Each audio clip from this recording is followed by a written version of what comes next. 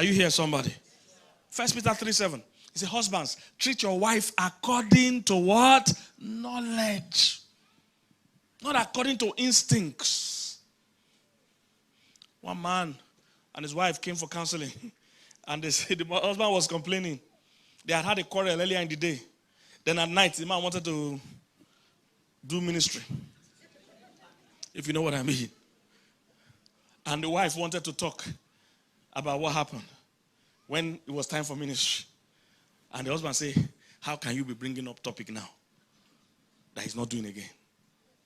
You know. So I had to explain to him. I said, that hard talking is how she prepares for sex. If something is paining a woman, it's not that she doesn't want to have sex. She can't. She's not in the frame of mind. She won't be in the mood. Because the way women work, when something is peppering them, if they don't talk about it, see, men, you must understand. Everything happening in a woman's life goes to her vocal part.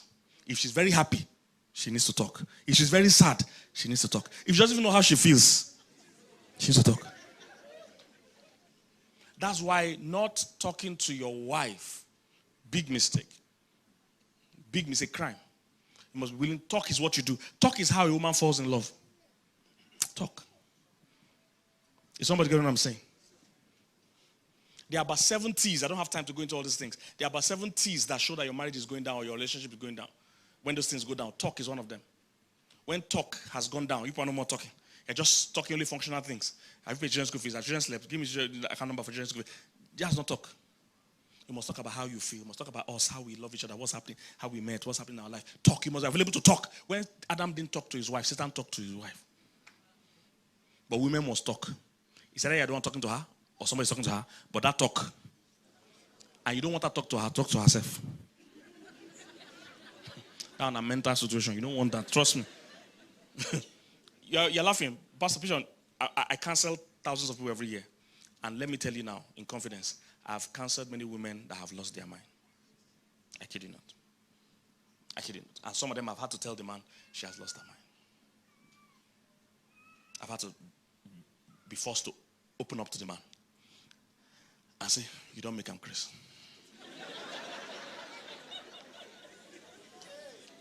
It's tough, but I had to do it. So you don't want her talking to herself. It sounds funny, but it's not funny. Not one. Counseling closed because I don't treat psychiatric case. That's not my area. So that talk, don't play with it. There are about 7 areas. I don't want to go into them today. That's a different message when I come next time. But talk is one of them. There are 7 T's. Talk. Talk must be flowing. Next one is touch. Touch. A woman needs a certain amount of meaningful touches a day. You can't be married to a woman, the time you touch her, you want to have sex. You must touch. If you're in church like this, put your hand around her, hold her hand, touch her thigh. You must be touching. What's funny, Pastor? Okay, you're touching your wife. I've been seeing you since. I wanted to give you an honorarium. I've been seeing you doing your ministry. I've been seeing you doing ministry since. But that's the correct thing. A woman doesn't want to be touched. She needs to be touched. That's how she's wired. She needs touch. You know, men don't understand that because men only need touch in one area. I've said it before when I came here. Men need touch in one, so that's what they don't understand. A woman's body is about 10 or 20 times softer than a man's body. Her function determines how her frame is. A man's function is hunting. So his body has to be hard to enter bush, for the bush not to cut you, for the grass not to cut you. So all his body is hard. Only one place is sensitive in a man's body, which I can't mention now. The rest is rugged. So he doesn't feel anything anywhere else. So he can enter bush, can fight, he can do anything, and his body will survive. A woman's body is totally opposite, very soft. Because of her function, she carries babies. You can't carry babies with this kind of strong body. So all her woman's body is soft. Everywhere in a woman's body is sensitive to touch. So that's why when sex wants to happen, a man usually just goes straight to where he has feelings. He thinks that's the same to a woman. That's why I say, you can't do marriage based on instincts. You must keep learning like this. So a man wants to have sex, he just goes straight to the point. Because he doesn't have feelings any other place. He thinks a woman doesn't, so he just touch straight. And that thing irritates women. That what? What's the problem? She doesn't understand what's going on. We're just watching film now. Just touch me like this. Anything. Because she doesn't understand. And the same thing with the woman. When the woman wants to be cozy with her husband, he's rubbing her hair, rubbing his shoulder. And the man say, what? You can see I'm reading something. You're disturbing me. You are disturbing. I'm reading now. You can see now I'm answering people. Because touching a man's head is no feelings. But you see, we are touching each other how we like to be touched. A woman wants you to, don't go straight to the point. Touch every other place. They are all sensitive equally. So touch her head, her scalp, her neck, her shoulder. They are part of it. It gets her in the mood. For a man, don't waste your time with all those things. You are disturbing him. Go straight to the point. That understanding, as it's funny like this, can save your marriage. You wonder why your husband was there? That's why. It has no feeling any other place. So as a man now, you will learn to get her in the mood. You will start rubbing her body from morning. Rub her back, rub her shoulder, hug her, peck her, touch her neck, her head. Everywhere has feelings. That's why I say a woman needs touch. Not that she wants touch, she needs touch. Men don't understand this. That's why men go straight to the point. Because men they can go 0 to 100 in 1 second. They can boom, they can just get ready. A woman can't get ready for sex like that. Even if she wanted, she can't. That's why that woman needed to talk. She wanted to have sex too. The way that's her foreplay. You say, I want to have sex. She said, yes, I want to have sex. But let's talk first so that I can be when I remove this thing. But you man is saying, I've already removed my clothes. You are wasting time. No. Is somebody getting what I'm saying? So, number 1, talk. Talk must be going on. Number 2, what? Touch. Number 3, trust. Trust. When trust goes down in a marriage, the marriage is dying. Can I trust you with my money? Can I trust you with my time, with information? If you tell me you are coming home 4 o'clock, can I trust you? If you tell me you are somewhere, can I trust you are there? And see, trust must be rebuilt if you have lost it. You can't tell somebody trust you. That's not how it works. You earn trust. You don't ask for trust. Are you here? Some of you have broken trust before and you're just angry now that they don't trust you again. That's not the attitude to have. If you have broken trust before, you need to earn trust. I've told men all the time, in particular, if you have broken trust before and you're outside, your wife is calling you, you can't block the call. That's suspicious. Pick the call. In fact, don't even wait for her to call you. Once you are out by a certain time and you know this is the time she'll be worried, you call her. That's how to rebuild trust. And do it video call. You know you have misbehaved before. Don't wait for her. You already know how she's thinking. Women are naturally suspicious. You should know how she's thinking. You yourself just call her. Hey, how are you, my dear? We fish on. And so and so. You are showing her everywhere. She didn't ask you. But you know what she's thinking. See everybody here. We are in the marriage without tears. See all my friends. We are here. She didn't ask you, but you are answering the question in her heart. That's how to be a smart man. But many men will pick you. You're monitoring me. You're controlling me. Why won't she monitor you? The last time she left you, you went astray. Why won't she monitor you? You're acting like you have not committed offense before. All right? So, number 1 is what? Talk. Must be going on. Number 2 is what? Touch. Number 3 is what? Number 4 is togetherness. If these things are going down, your marriage is going down. How much of... Why are people laughing? I start to teach next time. I go stop for 4. So they will bring me next year. Yes? Thank you. I will stop at 4. Buy my books. Tell Pastor Sunday to bring me next year.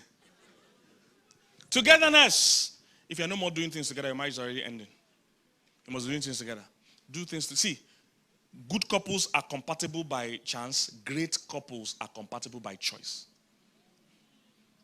All right? Good couples are compatible by chance. That means we just wait till when we have to do something together. That's when we do together. No, great couples are compatible by choice. That means we determine that the things we must do together every day or every week. You go for walks together. Go for walks together. It takes some intentionality to maintain togetherness. It can't happen by chance. That's what I'm trying to tell you. Maybe I leave it to chance. It don't happen by chance. My wife goes for her walk early in the morning. Me, I go for my walk later in the morning or sometimes at night. So sometimes I make her go for walks 2 times.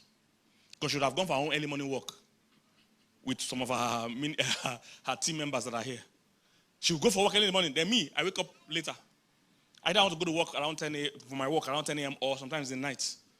And I will ask her, I say, honey, do you have power? Let's go for a walk. It's intentional. Do you understand? And men, you must understand when you're asking, when you're talking to, see, something like I said, I wish I could enter men's minds sometimes and just coach them. You must understand that a woman is not a literal being. A woman expects you to know things. So, at those beginning stages, I'll say, honey, do you have power to take a walk? You say, I'm not sure. Persuade her. Don't say, okay, stay. She wants to know you want her to come. Not that she's a disturbance to you. You get what I'm saying? So persuade her. Say, honey, I would really like for you to come. It will make me feel good to spend time with you. She will have power. Most intentional. Have baths together as a couple. How do you marry and you don't bath together? So how do you scrub your back? Eh? Abuja bathroom is small. I didn't hear what you said. So how are they washing her back, married people? So you don't bath together? That's weird. Of course you must have together. Do things together. Togetherness. Togetherness. Somebody get what I'm saying? Must be intentional. Sometimes eat together. You must drive in the car together. Even if you have more than one car. Do something together. It must be intentional. You can't leave it to chance. That's number what? 4. Should I give one more? Time. Time. Time. There's a certain amount of hours every couple need to spend together a week. If it's not being spent together, that marriage is already in crisis mode. It means you are spending that time with somebody else or something else. And that's crisis for the marriage, potentially. Time. And listen, sometimes to spend time requires sacrifice. See, this marriage thing requires sacrifice. There's no easy way. There's no cheap way to do marriage. Many people are looking for the cheapest possible way to do it. There's no cheap way. It will cost you. Marriage will what? That's why we started with scripture. We started with that he that must marry will have trouble in the flesh. We have inconveniences. It will cost you. You must never give your spouse the idea that something else is more important than them. Especially work. Or your friends. You must spend quality time with each other. And quality time is not always just, being together and doing two different things. You're both together, but you're on your phones. So you're really not together. Watch a movie together. Spend time together. Talk, gist, focus on each other. That's what quality time is. Travel together. See, if you're a married couple, it's a crime not to be traveling together. It's a punishable offense. Why am I saying this? See, I'm not just telling you things from the blues. You know what the Bible said? I've taught it here before, and I'm sure your pastor would have taught it. In Deuteronomy, they say he that marries should go on leave for 1 year. It's Bible. That the man that marries should go on leave for 1 year to be cheering up his wife. I know many people can't afford it now, but that was the biblical thing they said then, Old Testament. And the reason was because so that you can spend time with each other. You must always uproot yourself from your area to another place where you will not be distracted by daily activity. Because the way your life is structured, where you live now, there's already a set of activities you do every day. And they have, those activities are planned without you and your spouse being together. But when you go on a vacation, you're in a new environment, both of you can focus on each other, have loads of sex, and spend time together. Are you here, somebody? See each other. The distraction of work is not there. The distraction of children are not there. Leave the children with grandma. Leave the children with somebody. Lock them in the cupboard. And punch hole, let them be getting air. Don't do that. Don't do that, please. But let somebody else take care of the kids. Go on a vacation. And listen. Vacation doesn't have to be expensive. I've taught you this thing. This romance thing doesn't need money. It's just men that have to struggle with it. It doesn't need money. When we got married, we went on honeymoon. Our honeymoon was in Ghana. It wasn't abroad. Ghana is not abroad. Ghana is not abroad. It wasn't abroad. And we didn't go by air. We went by road. You can make anything fun. Make a road trip. We went by road. And we didn't have money for hotel. We stayed in a friend's house. The person we stayed with wasn't our friend. It was our friend's friend. So that's where I started. Now I fly business class. I stay in Marriott or any good hotel I like. But it didn't start like that at all. We went by road to Ghana. We stayed in a friend's house. We didn't know the person before. We never met him before. He's our friend that says he has a friend. So don't think what I'm telling you is theory. I didn't start from where I am now. But that spending time away, spending time together, is compulsory for every couple. If you live in Abuja, you can take by road, go to one neighboring state and stay there for 1 week. If you can't afford a hotel, stay in it. Don't go by where there are kidnappers on the road. Find a road that is clear. Go to, if you don't have a house, there must be an uncle, an auntie you can spend time with. No distractions. And just spend time. You must invest time. One of the best things that happened to us, that looked like a bad thing when it was happening, when we got married and we didn't have children for the first 8 years, it helped us spend time. No distraction. We are still riding on that foundation. Because all we had was each other. We couldn't just another person. You can't marry and you still have your best friend is somebody else. Your wife should be your best friend. Your husband should be your best friend. Spend time together. Are you here, somebody? Travel. Go on vacation. It can be weekend. It can be weekend. But just go to a new place and stay. Now, if you're not married, it's not you I'm talking to. Because single gets to say, hey, you can't be building an ungodly relationship and be expecting a godly spouse. Because that's what many people are doing. They do ungodly relationship and they expect their husband or wife to be godly. It's something godly can come out of something ungodly.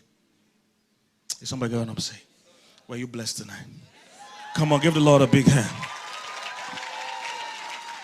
Hallelujah.